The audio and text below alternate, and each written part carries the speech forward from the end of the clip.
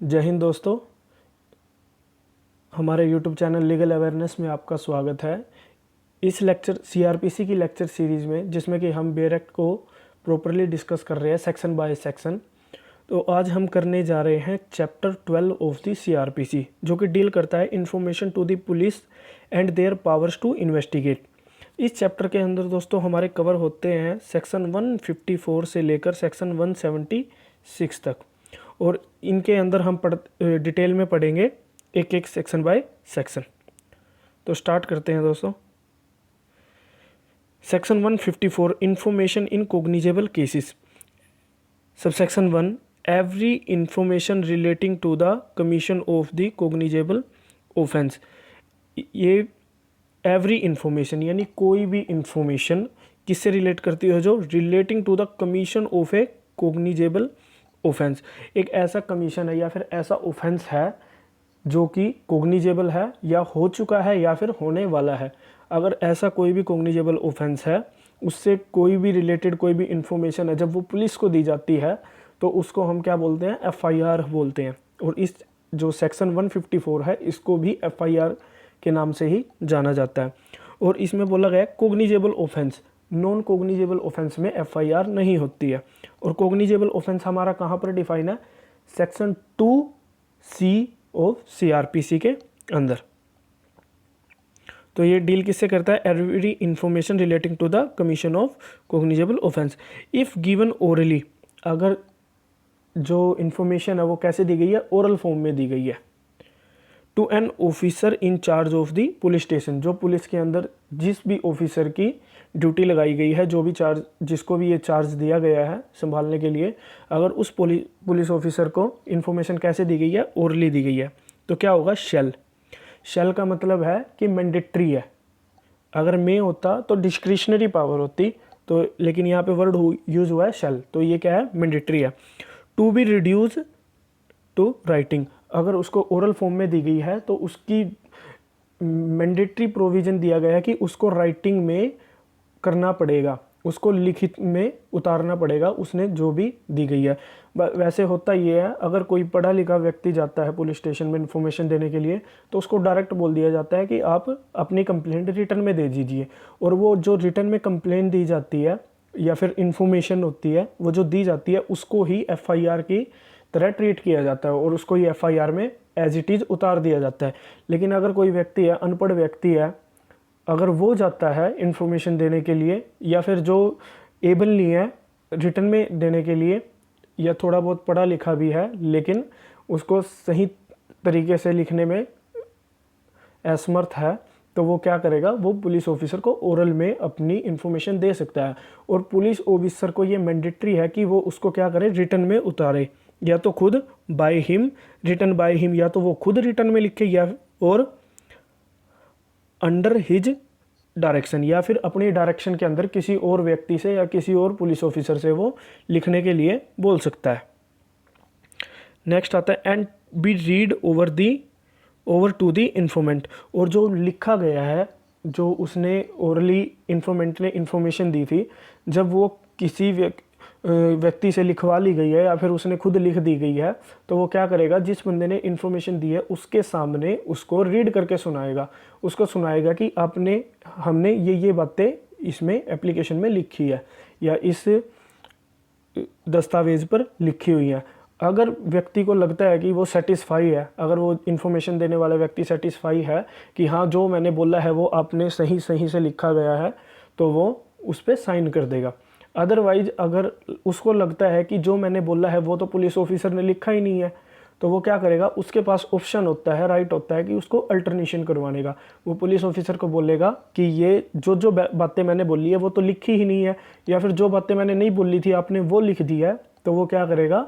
उनको बोलकर उसमें अल्टरेशन करवा सकता है कि भाई ये बातें काट के ये बातें लिखी जाए मेरी बोली हुई दोबारा से। And every such information whether given in writing or reduced to writing as aforesaid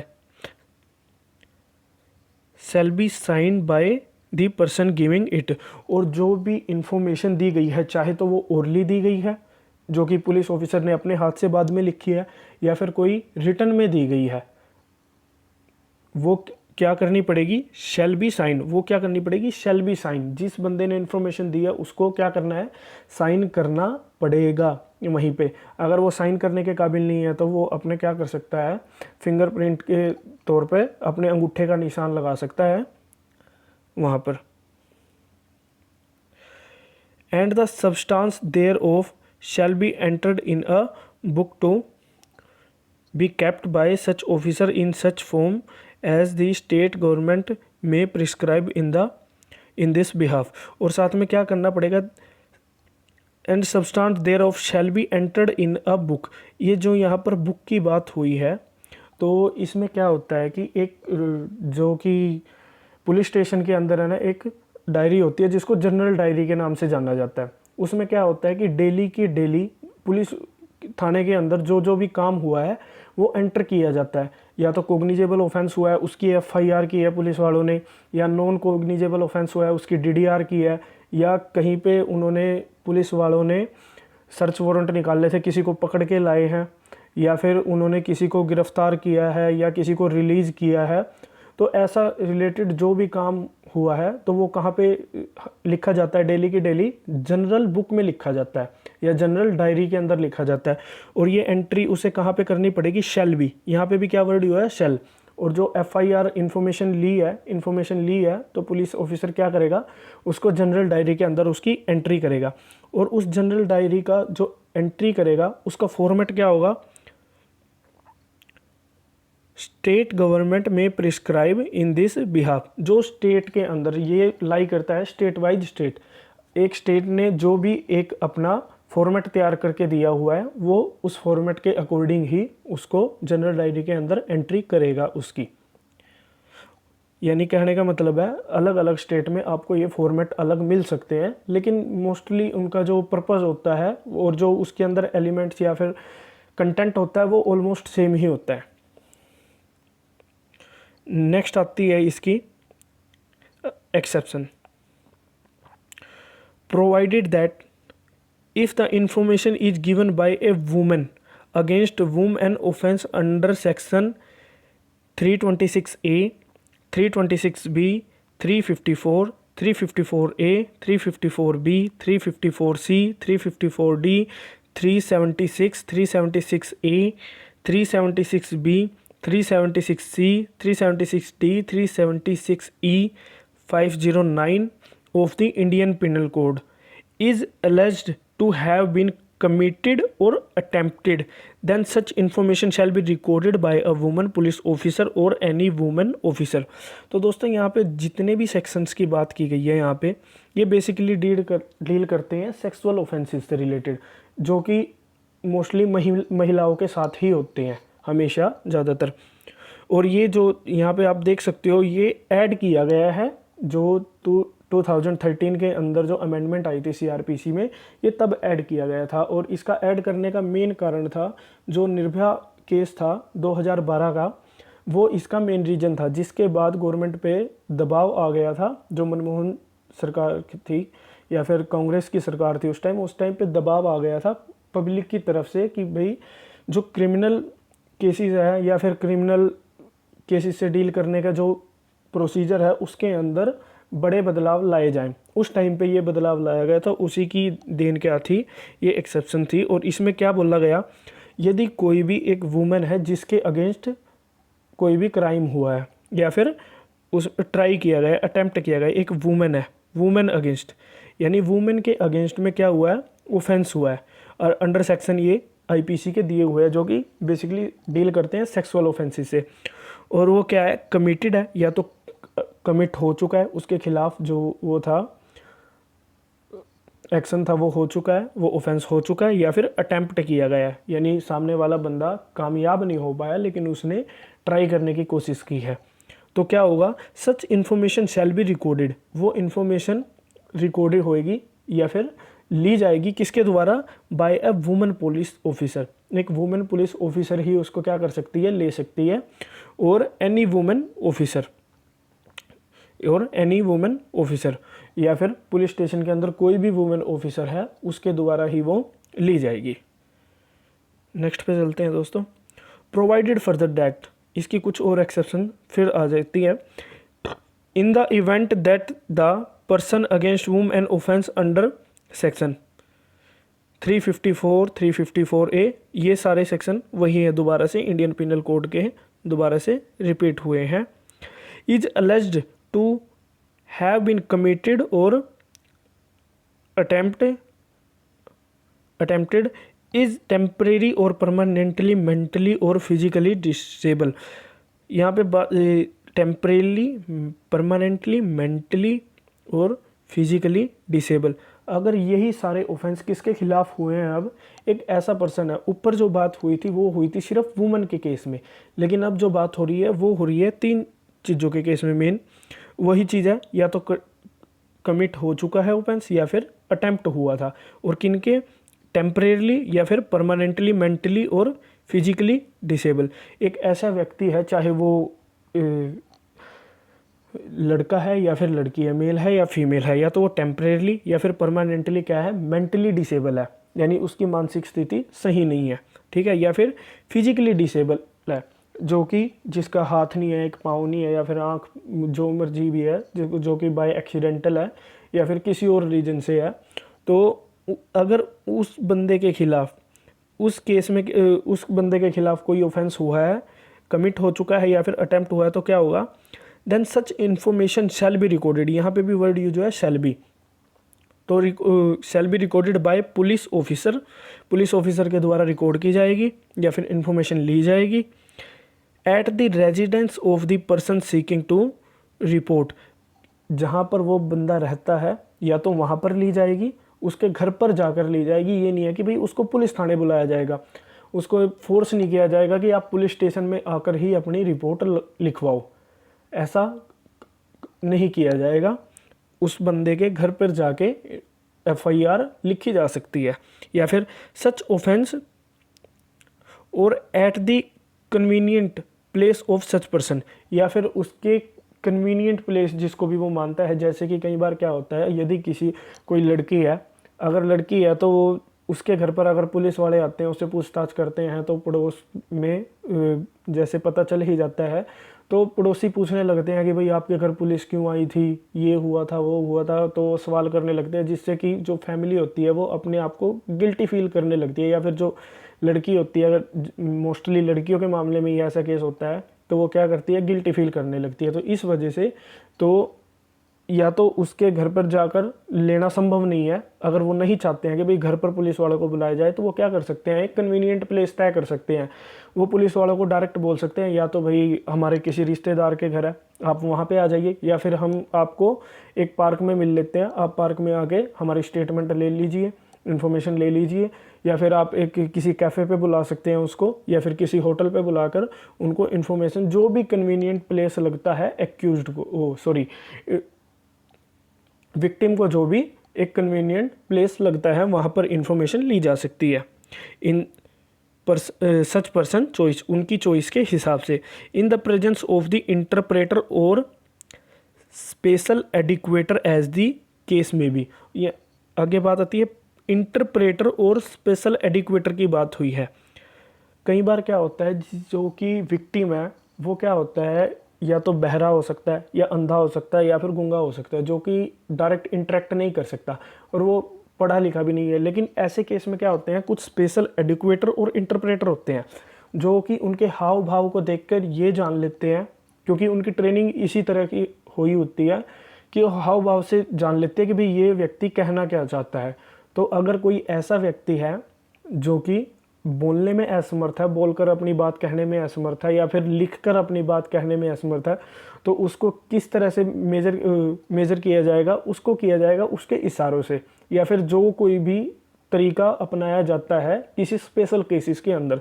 और वो इंटरप्रेट कौन करेगा, एक इंटरप्रेटर या फिर एक स्पेशल एडुकेटर ही वो करेगा, इंटरप्रेट या एडुकेट करके ही जो भी बताएगा, और उस एडिक्वेटर की बातें ही मानकर FIR लॉन्च होगी। और एक इसमें मेन प्रोविज़न क्या है, जब भी ऐसा कोई एडिक्वेटर या फिर इंटरप्रेटर की देख रेख में कोई FIR लॉन्च हो रही है, तो उस टाइम पे एक मैंडेटरी प्रोविज़न क्या है, the recording of the such information shall B videography. उस इंटरप्रेशन की, जिस टाइम पे वो इंटरप्रेट कर रहा है उसकी वीडियोग्राफी तैयार की जाएगी। क्योंकि बाई चांस ऐसा हो सकता है कि एक इंटरप्रेटर ने या फिर एक स्पेशल एडुकेटर ने उसके हाव भाव का कुछ अलग मतलब निकाल लिया हो जो वो ना भी कहना चाहता हो। तो ऐसे टाइम पे क्या होगा, उस टाइम पे उसकी वीडियोग्राफी कर ली जाएगी। और अगर कोर्ट को लगेगा, अगर कोर्ट को लगता है कि कोर्ट सेटिस्फाई होती है कि ये जो मतलब निकाला गया है ये गलत निकाला गया, तो उस वीडियोग्राफी के आधार पे किसी दूसरे इंटरप्रेटर या फिर स्पेशल एडुकेटर से उसकी एडिक्वेशन दोबारा या फिर इंटरप्रिटेशन दोबारा करवाई जा सके। नेक्स्ट आता है दोस्तों, C the police officer shall get the statement of the person recorded by judicial magistrate under clause A of the sub section 5A of section 154 as soon as possible. तो जो इसमें बात हुई है मेनली विटनेसेस की और या फिर एक एक्यूज्ड के कन्फेशन की, जिसमें कि वो स्टेटमेंट दे रहा है। क्योंकि जो सेक्शन 164 है वो डील करता है स्टेटमेंट से। स्टेटमेंट में क्या होगा, यदि कोई एक एक्यूज्ड है वो क्या करता है, अपना कन्फेशन करता है, वो मानता है कि हाँ भाई मैंने ऐसे ऐसे करके भाई ये अपराध किया है, या फिर मैंने किसी का मर्डर कर दिया है, या फिर किसी का रेप किया है, या फिर मैंने चोरी डाली है, डकैती डाली है, जो कुछ भी उसने किया है, अगर वो मानता है, वो पुलिस वालों के सामने मान जाता है और अपना गुनाह कबूल कर लेता है, तो उसको बोलते हैं हम कन्फेशन। अगर वो कन्फेशन कर रहा है तो उस टाइम पे क्या होगा, अगर पुलिस वाले सिर्फ अपनी मर्जी से और अपनी ही देख रेख में वो कन्फेशन रिकॉर्ड कर लेते हैं तो उसकी कोई एविडेंसरी वैल्यू नहीं होती है, या फिर उसकी एविडेंसरी वैल्यू बहुत बहुत ज़्यादा ही लिमिटेड होती है। ठीक है, तो इस वजह से उसकी एविडेंसरी वैल्यू बढ़ाने के लिए, ताकि उसको सबूत की तरह इस्तेमाल किया जा सके, तो पुलिस ऑफिसर क्या करेगा, police officer shall get the statement of the person, police officer उसकी स्टेटमेंट रिकॉर्ड करेगा बाय अ जुडिशियल मैजिस्ट्रेट। यानी कहने का मतलब है उसको एक मैजिस्ट्रेट के पास लेके जाएगा जो भी उस इलाके का होगा, और उसके सामने उसकी जो स्टेटमेंट है वो रिकॉर्ड करेगा पुलिस ऑफिसर, और खुद ही वो लेके जाएगा। और मैजिस्ट्रेट उसको साफ साफ बताएगा भाई आप ये बोलने के लिए बाध्य नहीं हो। अगर आपको कोई थ्रेट दिया गया है, इंड्यूसमेंट दिया गया है, या फिर कोई प्रोमिस किया गया है जिसके बिहाफ पे आप अपना कन्फेशन कर रहे हो, तो आपके लिए ये ज़रूरी नहीं है कि आप ये बोलो, क्योंकि ये जो आप स्टेटमेंट दे रहे हो ये डायरेक्ट ही आपके खिलाफ यूज़ होगी और ये एक एविडेंस बनेगा आपके खिलाफ ही। इसी वजह से, और लेकिन अगर वो मजिस्ट्रेट के सामने भी कन्फेशन कर लेता है तो वो एक स्ट्रॉन्ग रीज़न बनेगा उसके कन्विक्शन का, और उसको सिर्फ उस आधार पे भी कन्विक्शन हो सकती है क्योंकि उसने वो स्टेटमेंट मैजिस्ट्रेट के सामने दी है, ना कि पुलिस ऑफिसर के सामने। ऑफ सब सेक्शन 5A ऑफ सेक्शन 164, और ये बात लिखी कहाँ पे गई है, क्लोज ए ऑफ सब सेक्शन 5A ऑफ सेक्शन 164 के अंदर। नेक्स्ट आता है, A copy of the information as recorded under subsection 1 shall be given forthwith free of cost of the informant.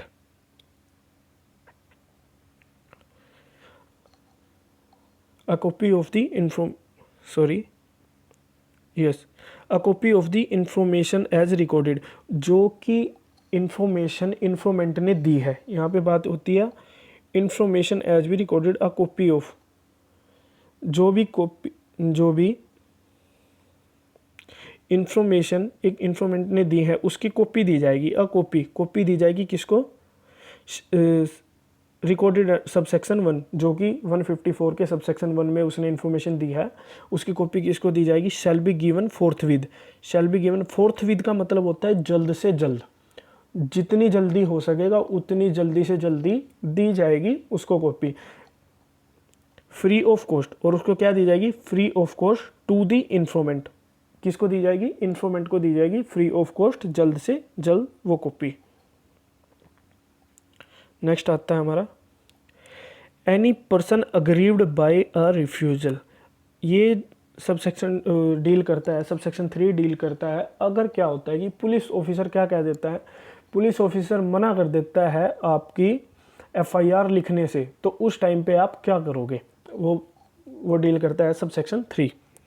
Any person aggrieved by a refusal, एक person है जो aggrieved है, जो परेशान है, किससे, refusal on the part of the officer in charge of police station to record the information, एक police officer की वजह से जिसने कि उसका जो इन्फॉर्मेशन है या फिर FIR है लिखने से मना कर दिया है, उसकी वजह से क्या किया है, रिफ्यूज़ कर दिया है जिसने, तो उसकी वजह से क्या है, वो एग्रीव्ड है, परेशान है, तो वो क्या करेगा, अब उसके पास क्या ग्राउंड होगा, रेफर टू इन सबसेक्शन 1 में सेंड द सब्सटेंस, में सेंड द सब्सटेंस, वो क्या करेगा, सब्सटेंस है वो इन्फॉर्मेशन के, जो इन्फॉर्मेशन से रिलेटेड सब्सटेंस है, यानी कहने का मतलब है अपनी बात को लिखित रूप में क्या करेगा, in writing by post, may send the substance of the such information in writing by post, in writing by post का मतलब क्या है, जो भी उसने अपनी बात कहनी है वो क्या करेगा, इन राइटिंग करेगा, उसको लिखित में उतारेगा और क्या कर देगा,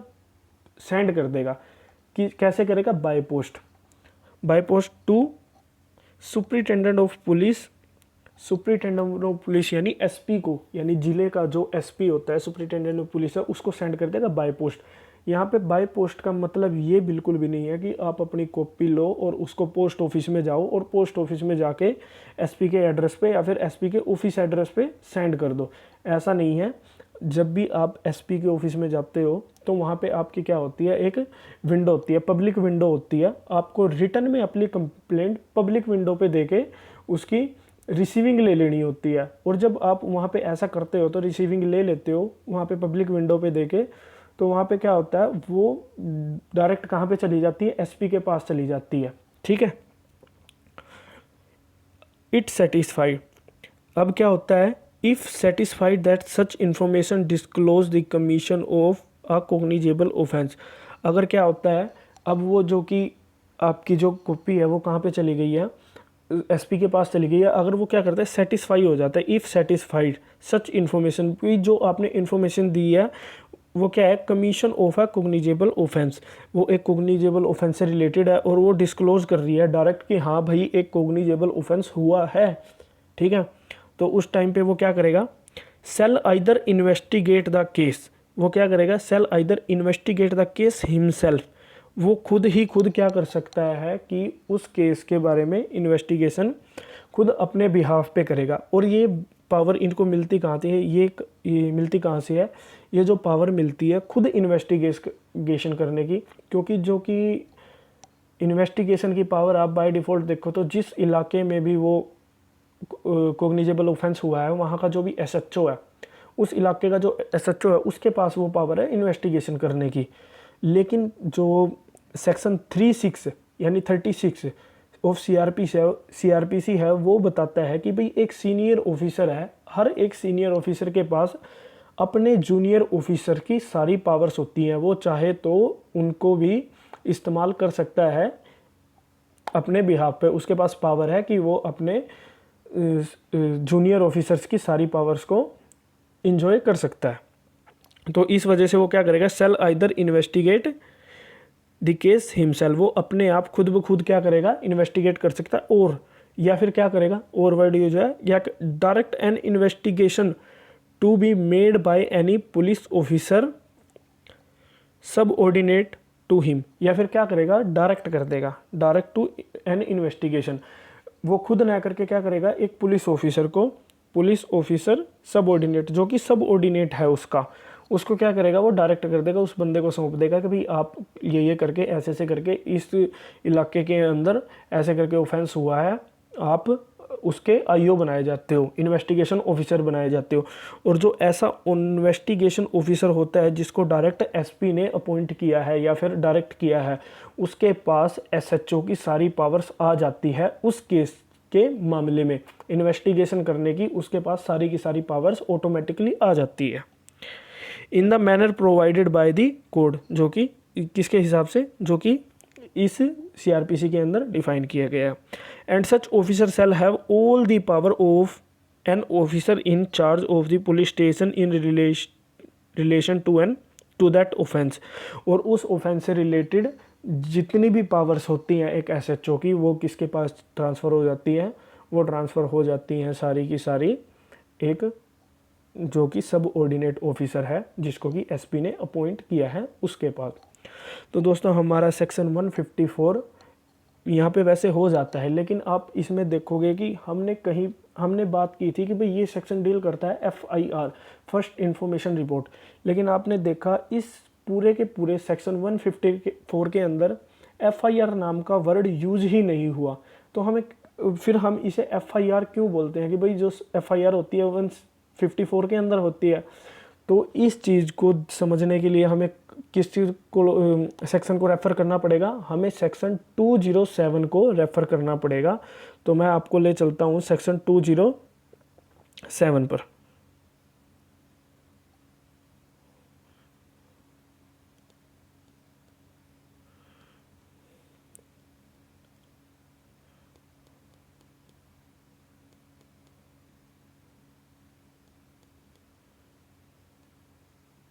ये देखिए दोस्तों सेक्शन 207, जिसमें हमें पता चलता है कि भाई 154 की जो इंफॉर्मेशन होती है वो एक FIR होती है।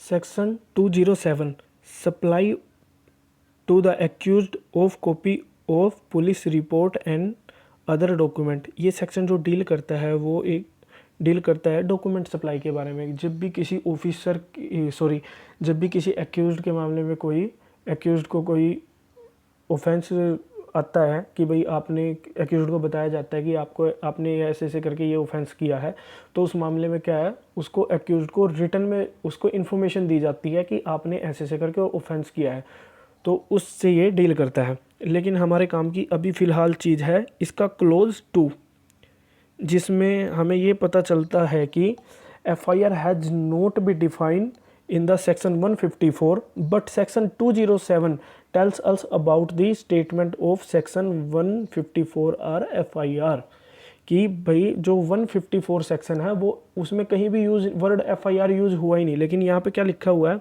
The first information report recorded under section 154 कि भाई जो फर्स्ट इंफॉर्मेशन रिपोर्ट है जो FIR है वो कहाँ पे रिकॉर्ड होती है, सेक्शन 154 के अंडर। तो हमें यहाँ से पता चलता है सेक्शन 207 क्लोज 2 से पता चलता है कि जो इंफॉर्मेशन होती है सेक्शन 154 के अंदर वो क्या होती है, FIR होती है। तो हमारा बेसिकली ये सेक्शन 154 यहाँ पे क्लियर होता है, ख़त्म होता है, और हम अगले सेशन में अब आगे से स्टार्ट करेंगे। तो आप बाकी के जो लेक्चर्स हैं वो देखने के लिए हमारे यूट्यूब चैनल को सब्सक्राइब कर सकते हैं, जिससे कि आपको आने वाले वीडियो लेक्चर्स की नोटिफिकेशन मिलती रहे। जय हिंद दोस्तों। तो हम यहाँ पे वाइंड अप करते हैं अपना लेक्चर। जय हिंद।